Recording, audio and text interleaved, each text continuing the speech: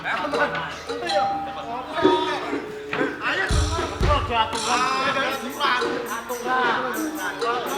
Wong iki kacang. Apa iki ban? Wis iki kok banter.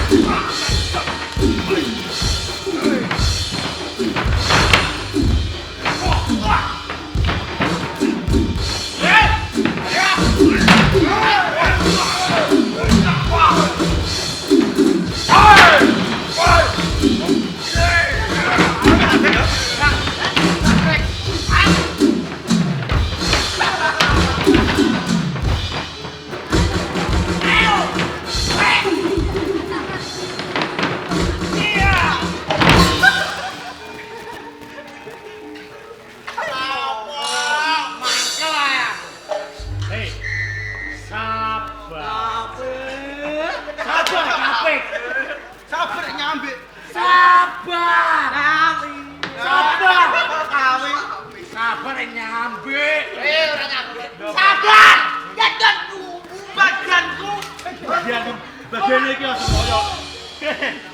Sabar. Sabar nyambe. Sabar nyambe. Sa. Sa.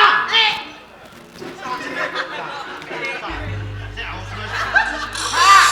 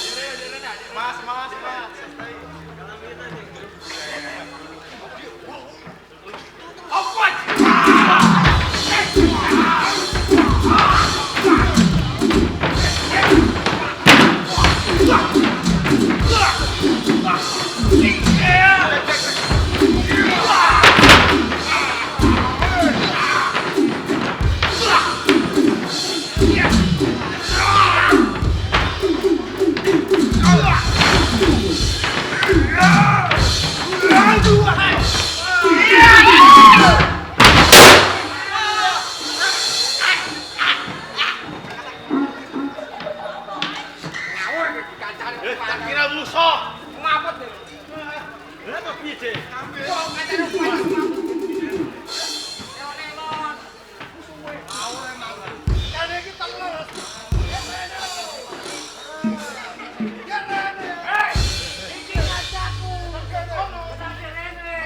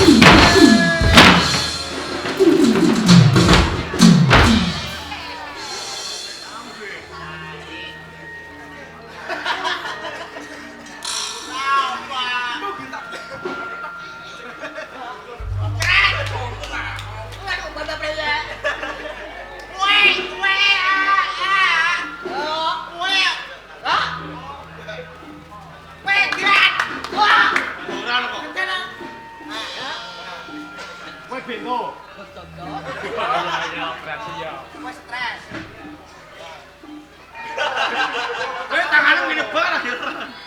Kok bisu?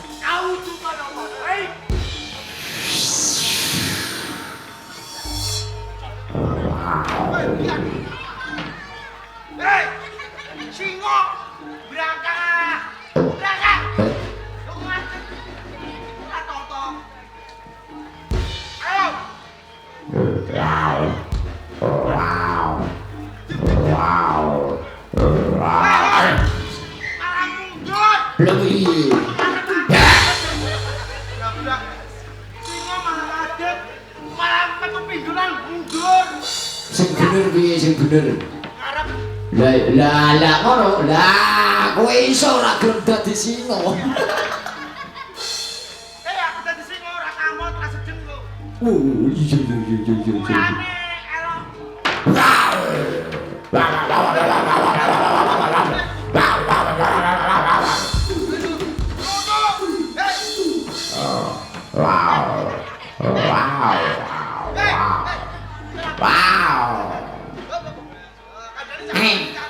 Aja ngono. Hei. Bento macan niku wae ngiring. Hah? Ngiring. Baik ini. Yo, ngiring nang ngene. Ada api kowe. Dalam. Aduh. Go, go. Ulo sing paling gede. Sak Indonesia.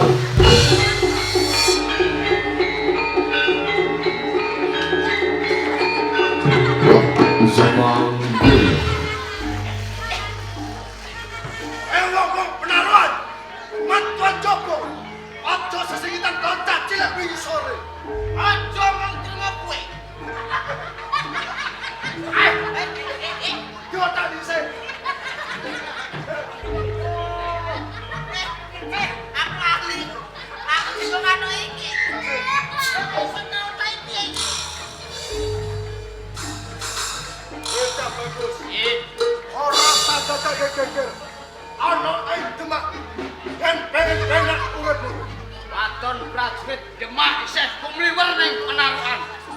Prajurit penarukan bakal abaris betis. Sumbalmu kaya dene bisa mecake watu kang gedhe.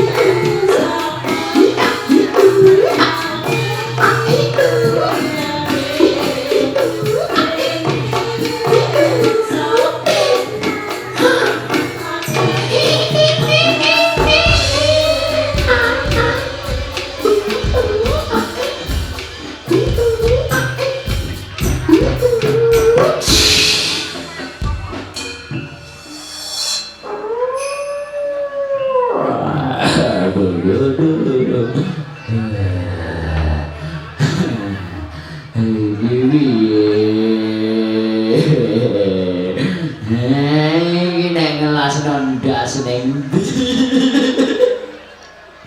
Ndas kucul golek tukang las ora ono.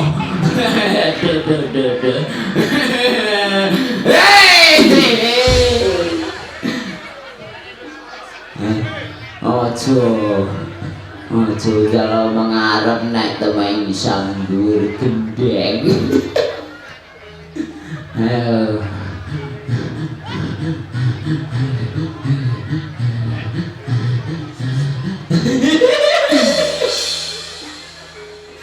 Aku bingung ngawe ning ndi kubure ora ngerti. Ayo minggat ae, minggat.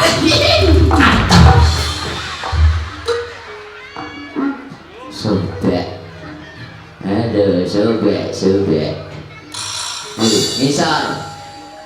Iki lho sisa kiwa. Halah. Wes goleki makam pekuwon gigi.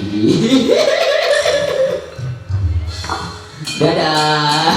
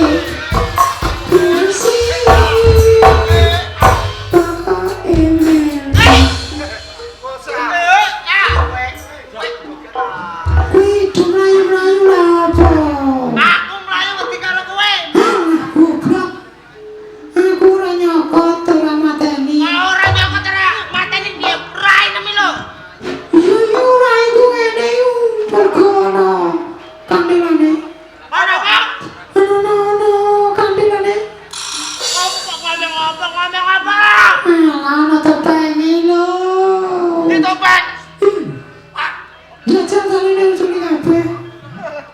Hah? Tanine ucule kabeh. Tali ini siapa? Tali dhuwur. Tali panggung. Aku mau aku. Apa?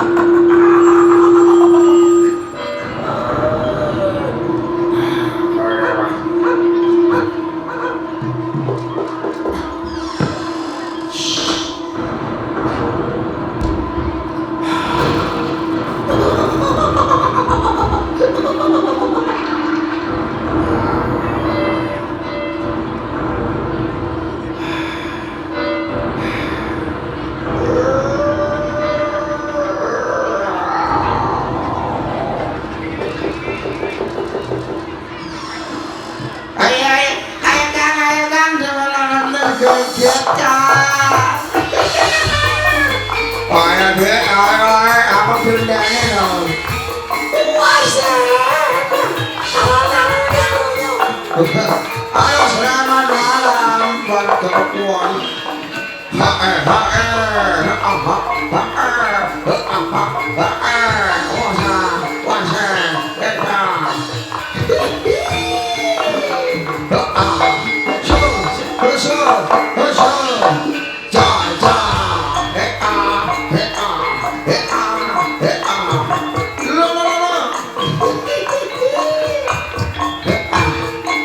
Oh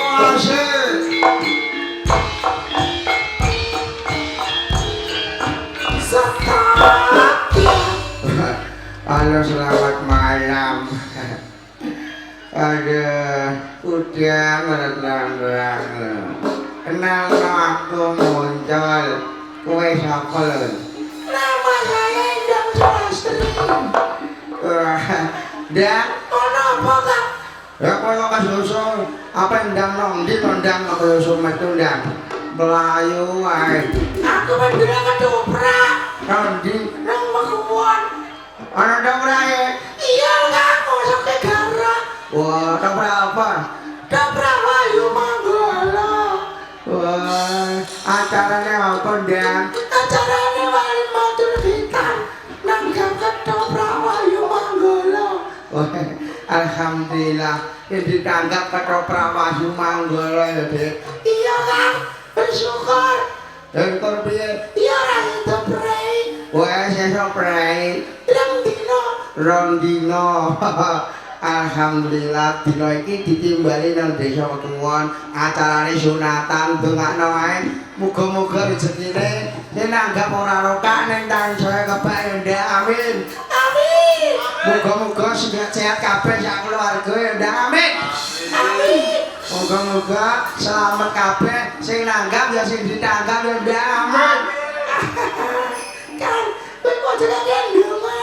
Gene yo. Oh, donga lho. Ala bondo-bondongan iki lebih gak udan. Weh, aman iki kira udan ku mang syarat ndang. Muga-muga wae terang andeng kok bubar ketoprake ngono. Iya kan ku percaya kan. Sing penting awake ditimbali ketoprak Wayu Manggala saka ngendi Kang muncul?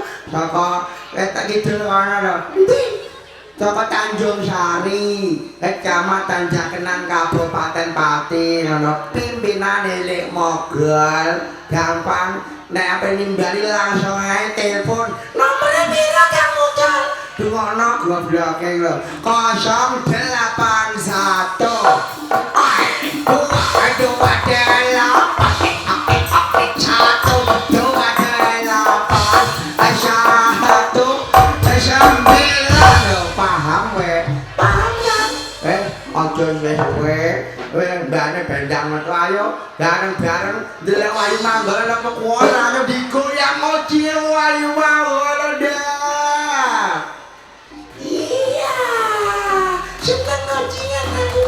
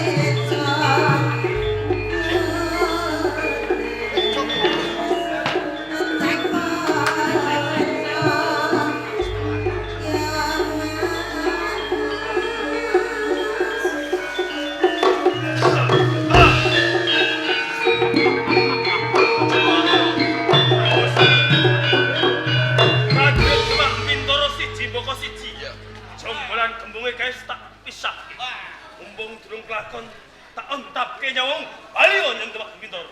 Gampang temen kowe ngias karo Tumenggung Propos. Durung ngerti kadayane. Ayo maju adepono. Prajurit ayo dirubah. Osman.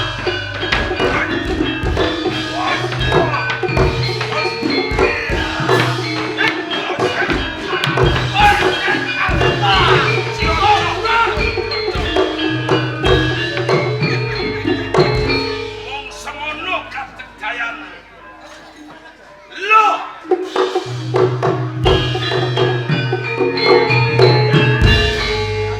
Bebasan kaya ngipi sakjroning melek.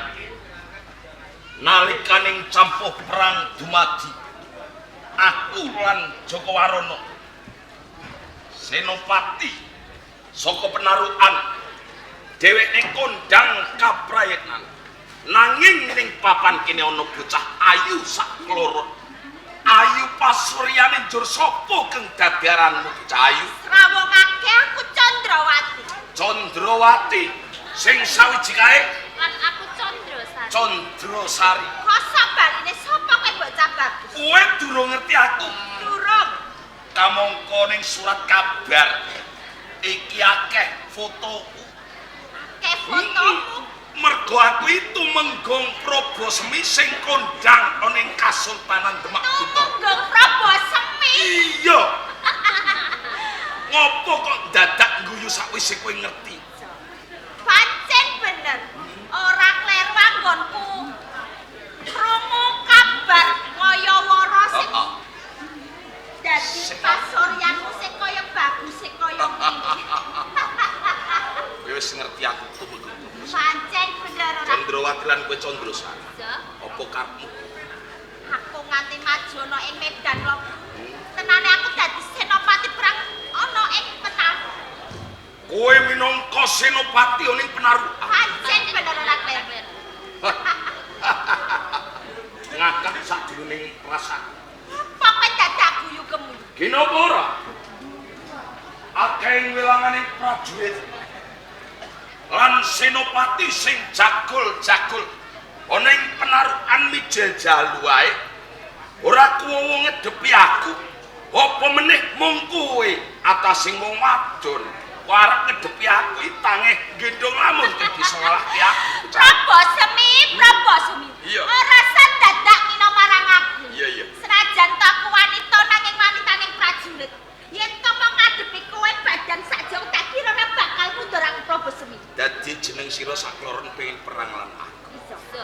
Nanging ngene Probosemi. Ning ngarep pancen niatku maju ana ing medan lho aku dadi senopati perang ana ing Penarukan. Iya. Nanging sabanjure aku mangerteni apa sing dadi pasuryanmu.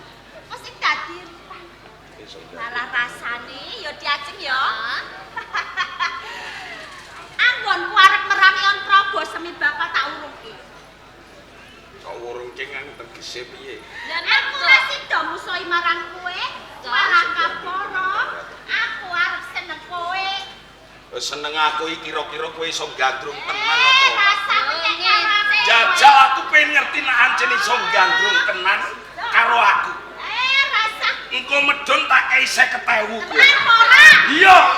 Ora tek dobel aku. Umpama kowe pengen nembung seneng karo Probosemi. Aku ning kene bakal ngimbangi ora mung kuwi. Sak medhunmu mengko tak sawer cah. Ora dadak ngerti diajeng. Jajal aku pengen ngerti jare sepiro kepinteranmu. Kok sajake kok nembung karo aku. Aku sing tumpah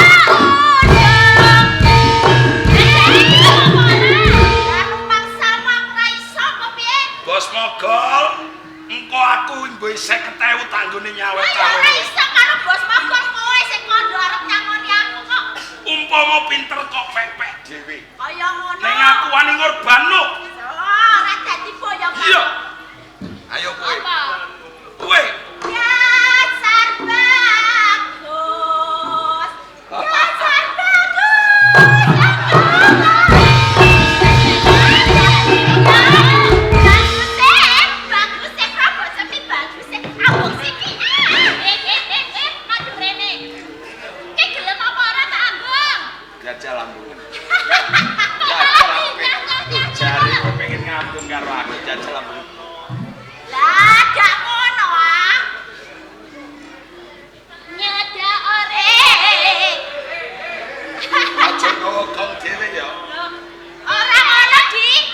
dadak orene. Turutono sik. Turutono aja tansah gawe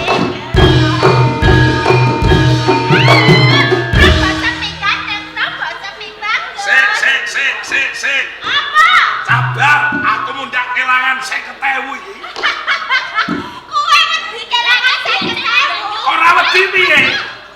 Bayar aku nganti Desember iki wis entek. Tadi bobot kowe dhisik kaya ngono. Alah takoki mogol e ora percaya. Entekane dibon iki dienggo depo, Mbak Yu. Hus. Lah pancen bener kok Ayo. ya. Nyadak omrene, Mas. Aku kani. Kowe kok tak keloni kok diawak sendiri. Yen to ora gelem karo Tenang. dia dicoba. Aku gelem lho. Jare ra gelem kok nyosan-nyosan. Ya coba aku rangkul. Yen ra gelem.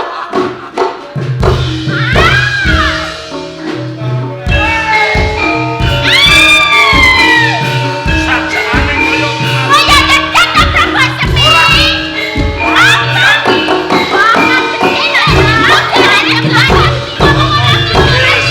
dipae wong lanang.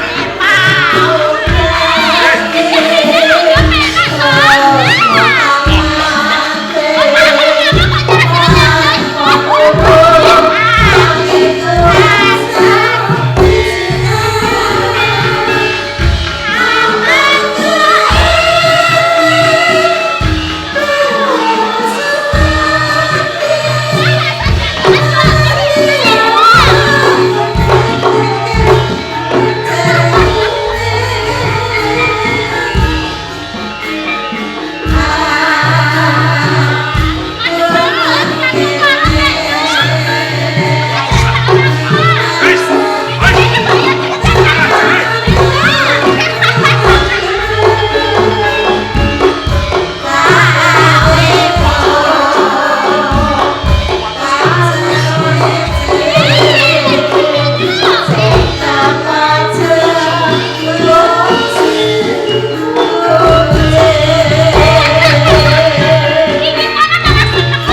wong nek ana wong bagus kok kaya ngono. Lah, aku iki durung tau ngerti bocah bagus iki. Candrawati lan Candrasari. Apa Prabu Semi? Campo perangi totoaning nyawa.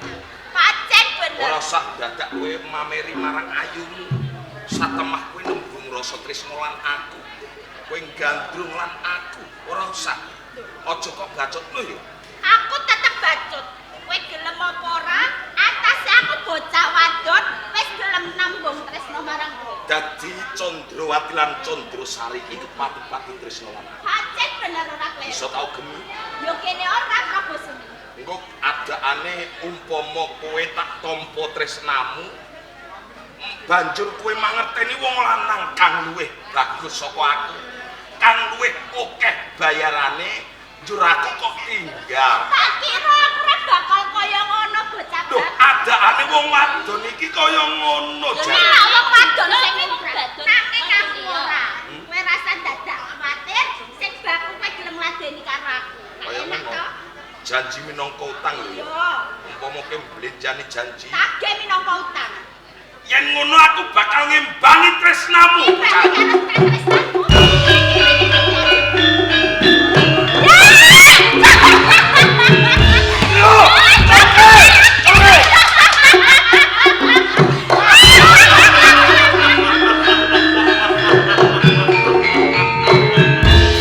Prabu dadi kancaku.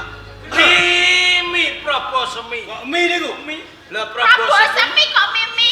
Ora sampe. Kalaku kok mung sak bagusmu tumpo undung kambing. Ini ki wis kelangan 50.000. Saya ketemu tak tagih kok nek teko mburi. Ya, ya. Ulung. Piye? Licik saka daya cara pawekamu. Pancen kowe mangerteni kalamun aku menungso kenthuk mis.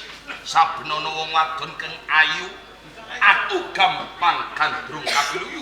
Satemah kowe ngejokake marang sedulurmu. Ya jingan menungso kaya kowe. Jeneng peperangan ya Prabu Semi. Jeneng peperangan kuwi golek cara. Nek kowe jaduk tamane tumbak Ratu Momo, keris Ratu Momo. Iya. Nanging aku duweni cara. Kowe tak suguhi kadangku sing ayu-ayu. Aku percaya wong bathukmu wae iso tak waca. Saben ngerti wong ayu, bathukmu kuwi pikirane mrono mrene. Dadi ora ajeg dadi siji. Lho, nyatane kowe piye? Arepmu piye kok ora dadi siji? Ora dadi siji tegese najan to ning omah kowe duwe bojo ning mikir liyane. Cangkemmu. Tenan iki. Ya apa ora? Ora. Omongan nang gablek. Sing ana ngene iki sing marahi kowe. Nek aku ora iso marahi kowe gak iso omong ngene iki. Puluh-puluh ki kowe. Puluh-puluh. Piye? Colke bandanku. Aku penak duar plan kowe. Sik to, gampang. Gampang. Nguculi bandamu kuwi gampang. Apa? Ya. Wong wis kaya ngono kok njaluk diuculi bandamu. Colke bandanku. Ora iso. Iki tak tawani enak-enakan. Ngene Probos. Rening kowe saiki wis kepikut lawan wong-wong ing penarukan. Siji. Manut lawan aku. Manut karo kowe. Iya. Teges aku mbalui karo kowe. Balui kelawan aku. Lho, sapa wonge sapa? Sawangen lah kadang. Aku keng supaya mbalui karo kowe. Iya. Ora sudi. Lho, pikir bareng lho. Timbang kowe engko getun ning mburi, luwih becik saiki dipikir luwih dhisik. Sawangen kadangku ayu-ayu loro cacahe. Ayu-ayu iki mungguhmu. Mungguhku rayu. Umpama aku mbalui karo kowe. Ya aku ambek cak ketoprak siswa budaya, ketoprak era payu. Aku kok kudu guyu. Aja selak karo batinmu. Apa? Tenane rasa aku ora sudi. Ora bisa. Kowe ayo.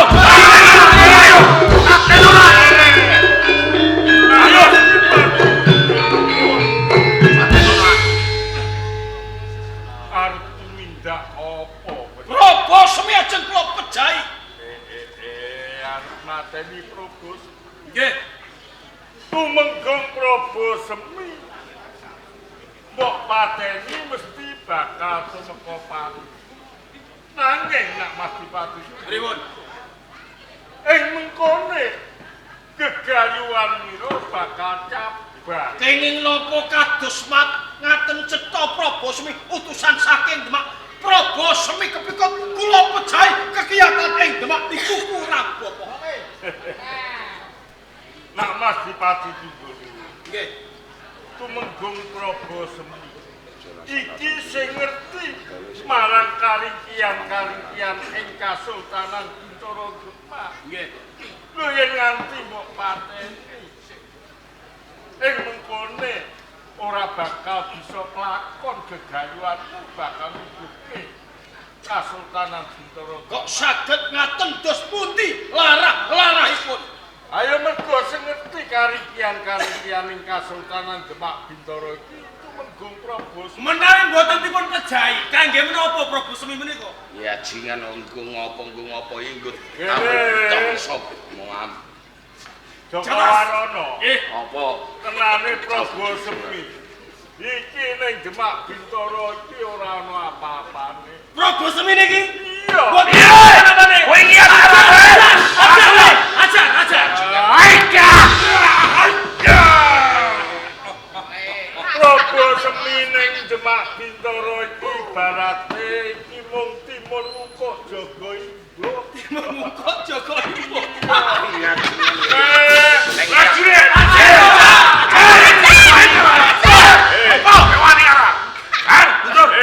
Cekel, kalap lambe.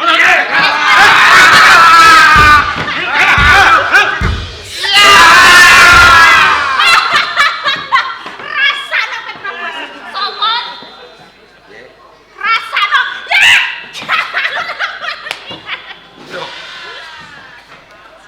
Mas Dipati Tunggal. Iya kados pundi kulo. Prayogane Tumenggong Probosmi iki dilebokke ana ing pakunjaran. Nggih. Mengko saben esuk ditokke saka Pakunggaran Nggih. ditakoni karepian ing Kasultanan Bintoro Demak yen ora gelem ngaku Nek mboten gelem ngaku kula combori ngangge polar. lah yen perlu dicombor jedak campur belik Lah, khususnya ben menehi sajane gedhe lawanmu kowe. Kowe wis dadi banten Kok combor karo polar iki rumangsamu apa? anggap sapi kowe. Anjen sapi dia mau piye? Salah jemput terus pundi? ayo boke Pakunggaran Prajurit Prabu Semilep sokap Ayo tangkulke. Yang singkat. Kowe pinter ya. Ikut Prabu Semi tanpa sliramu sakloron ora bakal Prabu Semi kepikut. Ngono iki Bro. lah Mas Dipati Nggih. iki wis cara wong batik katon ngengklengane Ngoten. sadung kapan meneh Kasultanan Bintoro Demak bakal bubuh Rupuh. iya Kok sakit ngaten? ayo Senopati tumenggung Prabu Semi wis kapikut Niki sampun cetha Prabu Semi sampun dipun lebetaken wonten ing Pakunjaran. Lajeng kados pundi caranipun kula saged dados ratu wonten ing Demak Bintoro. senajan to iki ing Kadipaten Penaruk Anwes oleh kamenangan Nggih. umpama klakono brubuh Kasultanan Bintoro Demak ibarating Sultan Trenggono ing mengkono tumekaning pati nanging sira durung kinaruan bisa jumeneng ratu Lho nuwun sewu. Trenggono dados sultan wonten ing Demak Bintoro. Trenggono mati.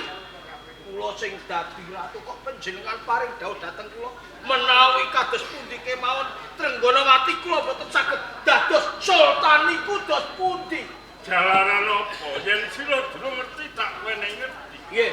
Trenggono iki nggone jumeneng sultan ana ing Bintoro Demak iki durung sah Tegesipun durung sah. mung warnen Warnen tegese kembung menterengi iki isih kartekem jalaran apa Trenggono nggone jumeneng sultan iki durung ngasta Pati Soro layang pikukuh pinangka kekuatan dereng asta pikukuh perkara serat kekancingan pinangka sultan ing Bintoro. ya kuwi bener Nuwun sewu. ya Wedal sak menika wonten pundi papan dunungipun serat pikukuh sinten ingkang beto?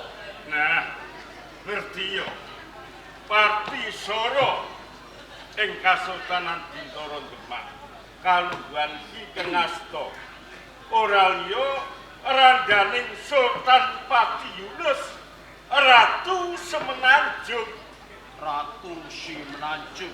Kang Monggo. iki dina Nggih. Ratu Semenanjung iki sumandha ana ing Panti Jepara. Lajeng caranipun dos pundi? Sira bisa ngregem Pati Soro kalamun to sira bisa bradat Ratu Semenanjung. Kula colome.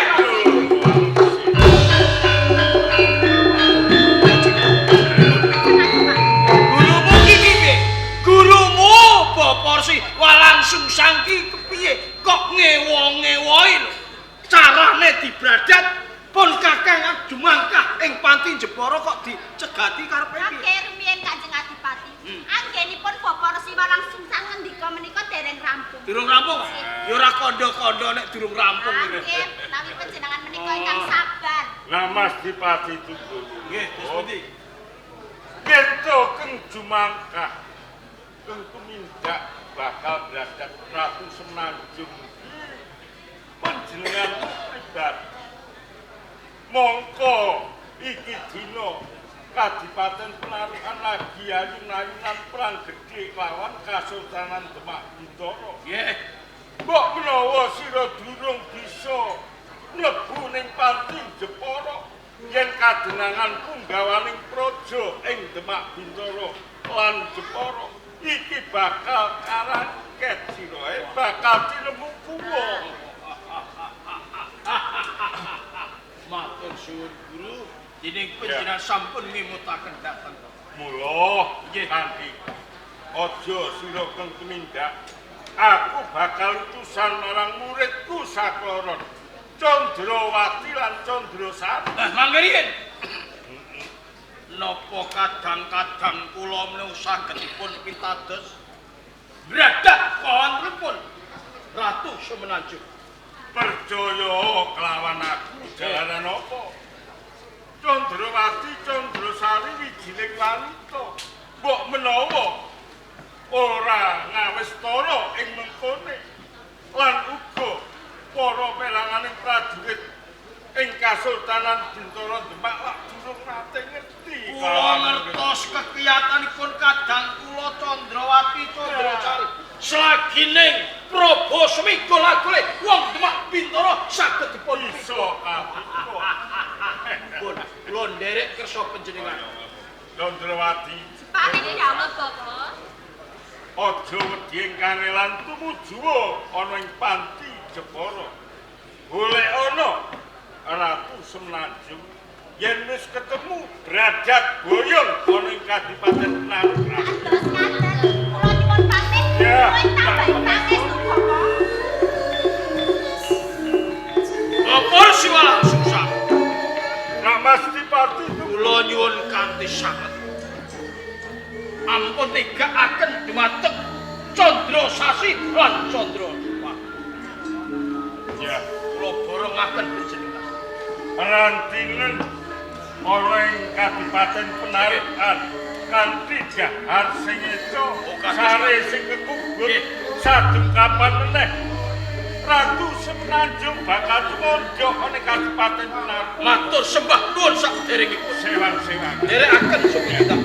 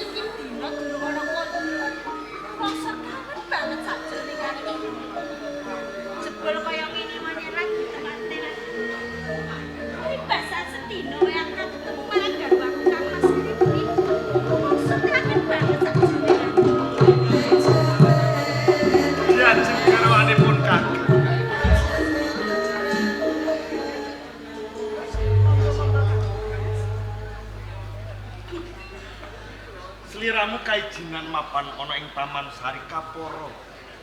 Grenang-greneng. Lagi wae rasane kelawan sapa dia? Kang Mas Krepit, estunipun kula menika ngatung-ngatung dhateng undur panjenengan jalaran menapa sampun sawetawis pendang menika nilarake dhateng kula. Ngayahi kewajiban dereng undur. Rumaos kapang sanget saklebeting manah kula Kang Mas Krepit. Yen kaya ngono ra bedane kaya sing tak rasake. Saben-saben aku netepi kewajiban. Ning atiku mung kepengin adi-adindang bali ing ujug. Mung kepengin ketemu kelawan sliramu di Ajeng Ratu Kambar. Terus Kang Mas Krepit, sak menika kula lan penjangkem nggih mawon tenan naki. Rumaos gombong saklebeting manah kula. Menawi to kula menika saged kalian penjangkan kados ngaten. Garwa ingkang sanget kula tresnani nggih penjangkan Mas Krepit. Matur nuwun banget Ki Ajeng Ratu Kambar. Sinaosa aku mung wong saka desa. Nanging aku bisa ngrasake anggonmu tresna kelawan aku lan setya tuhu. Rina lan wengine sliramu lelati kelawan pun kakang. Gawe marme atine pun kakang Ki Ajeng Ratu Kambar. Damai kapan ketika ingkang kados ngaten. Senajan pendang menika lawan kawula saged kakuran dosa. Nanging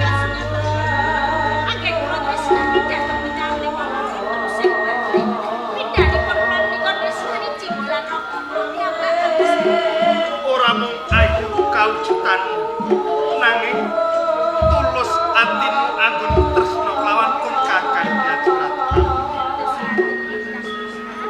Mula kanthi sak bisa Kanjeng Ratu Kambang. Ning kene pun kakang bakal lagi lawan sliramu. Muga wae bisa nuju kono Kanjeng Ratu.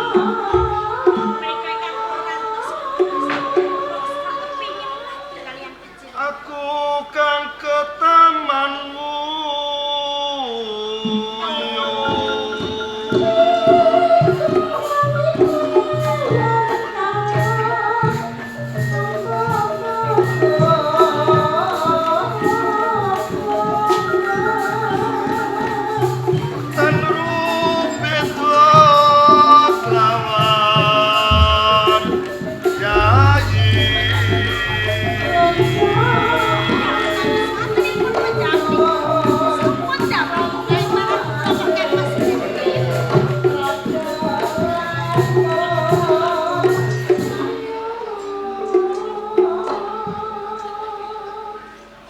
Kekonang ambrang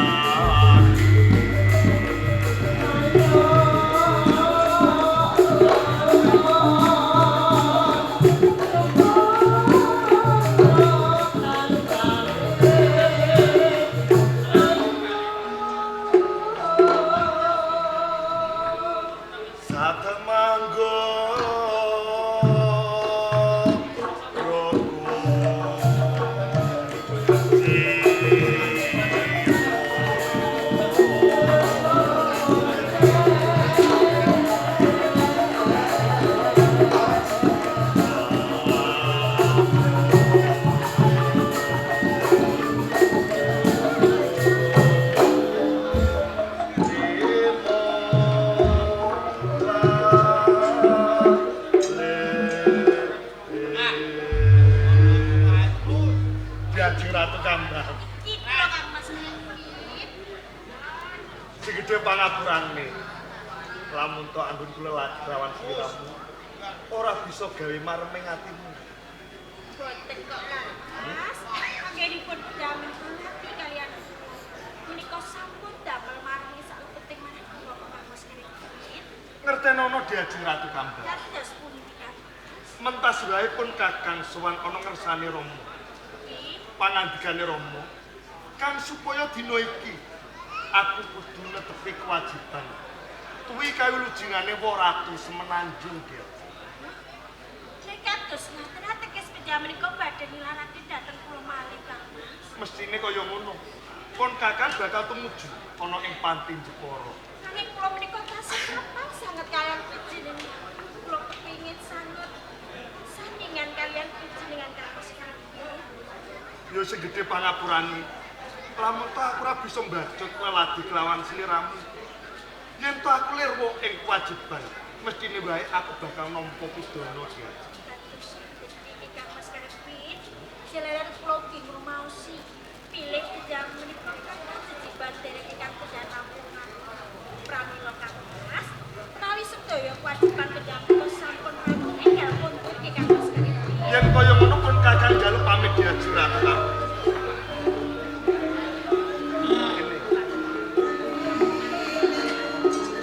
Segede pangapurane. Sawetara pun kakang bakal nilarke lawan sliramu. Sing ati-ati papan ana ing Taman Sari. Assalamualaikum.